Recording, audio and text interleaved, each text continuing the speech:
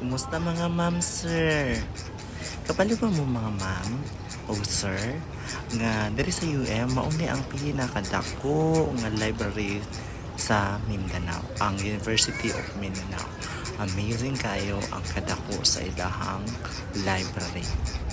O diri ra nimo makita sa University of Mindanao, Matina, Davao City. Alika, ubani ko atong sudlon ang library sa University of Mindanao. Pero ato sang tan-awon diri sa gawas, ato sang videohan para makita ninyo kung unsa kadako ang library diri sa Davao. O mauna ni ang entrance sa ilang library. So kani going to second floor. So sa imong pagtan-aw, di ba wala siya kuan pa kaayo. Kay actually bago pa na siya nag-open.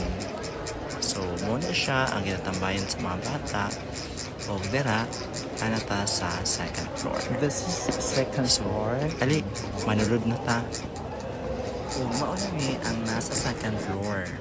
So, kung makita nimo mga sir, ma'am, gwapo ka ilahang ambience sa ilang library. Kani is mo gini siya ang pinaka dako kayong area, which is ang sa second floor.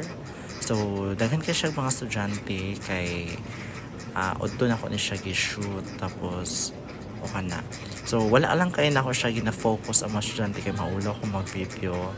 And ginapagbawal po diri ang mag-video. So, kay I don't know, para lang po siguro sa kuan kay since library siya, so di siya pwede mag-video. So ako is kawat-kawat lang gina siya mga ma'am sir ang akong pag-video. Kanin po siya ang area dili guys. Commercial ka nang nasa cafeteria, diba? Kapo kay siya. O kana napod sila yung mga intended or exclusive for kanang mga students gani na mga discussion, so pwede sila dito mag-avail.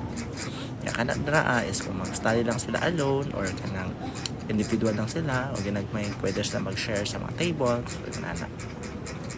And kung puno na ang mga chair, so pwede sila magtindog dara. O kani siya, ang nakagwapo po dito sa library kay pwede mag-rest ang mga tao.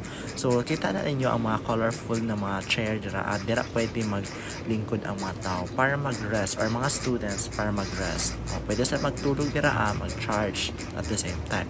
So muna ni siya ang sa ground floor or sa ground floor ni siya. So grabe po kadako ang sa ground floor.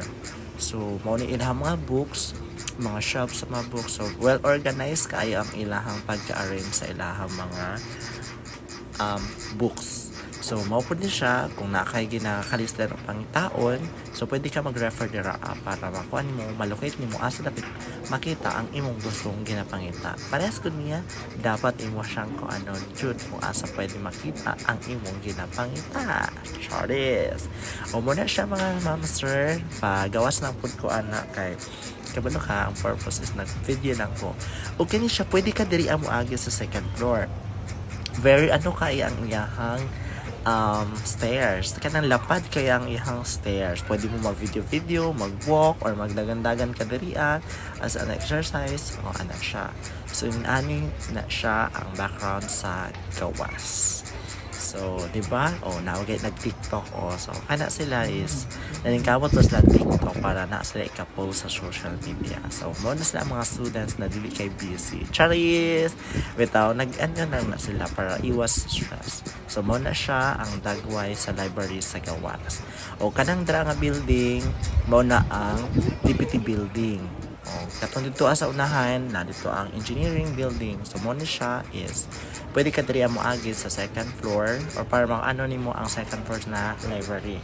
Then mo na siya nadra among faculty na side kana mo na siya nadra naka-focus ang among faculty na faculty office sa case department, special mathematics department, and yeah. So dako kay gyud ang UM. Actually daghan pa kay mga building na i-construct daw diri. So sa karon is mao pa lang ni ang library ang nahuman and ongoing pa daw ang katong bagong building sa education. So kung naway plano kung eskwela diri sa UM, pag-enroll na mo ay namo magduduha kay dili gid mo magmahay sa facilities sa UM. At this